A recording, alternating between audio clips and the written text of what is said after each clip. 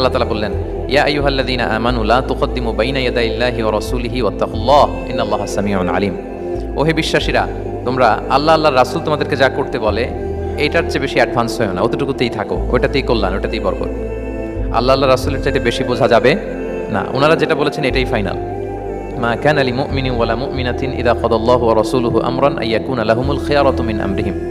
আল্লাহ আল্লাহ রাসূল যদি আমাদেরকে কোনো নির্দেশনা দেয়, তখন কোনো বিশ্বাসীর জন্য এটা মানলেও চলে, না মানলেও চলে, এরকম ভাবা যাবে? আল্লাহ রাসূলের পক্ষ থেকে, আল্লাহর পক্ষ থেকে একটা আদেশ আসছে, এখন এই আদেশ আপনি মানলেও হয়, না মানলেও হয়, এরকম নাকি ব্যাপারটা? বলেন তো। বরং মানতেই হবে, বরং কি মানতেই হবে, এটা কম্পালসারি, এটা অপশনাল না।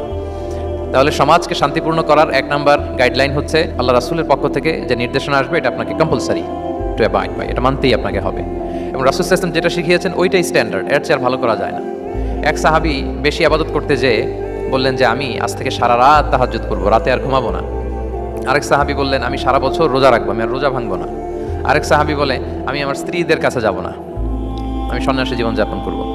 তো রাসূল সাল্লাল্লাহু আলাইহি ওয়াসাল্লাম শুনে অপছন্দ করলেন, বললেন তোমরা নাকি এমন এমন বলেছো, আমি তো বিশ্বনবী রাহমাতাল লিল আলামিন, আল্লাহর হাবিব, আমি তো কোনো দিন রোজা রাখি, আবার কোনো দিন রাখি না, সোম বৃহস্পতিবারে রাখি, অন্যান্য দিন তো রাখি না, আবার রাতে আমি ঘুমাই, আবার তাহাজ্জুদও করি, আবার আমি স্ত্রীদের সাথেও মেলামেশা করি, তো আমার এই ব্যালেন্স লাইফ লিড করেও তো আমি আল্লাহর শ্রেষ্ঠ হতে আমার কোনো সমস্যা হয়নি, তোমাদের কি সমস্যা হলো?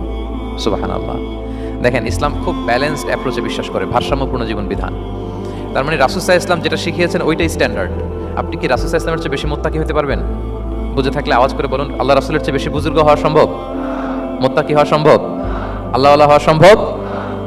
তিনি যেটা শিখিয়েছেন ওইটাই স্ট্যান্ডার্ড।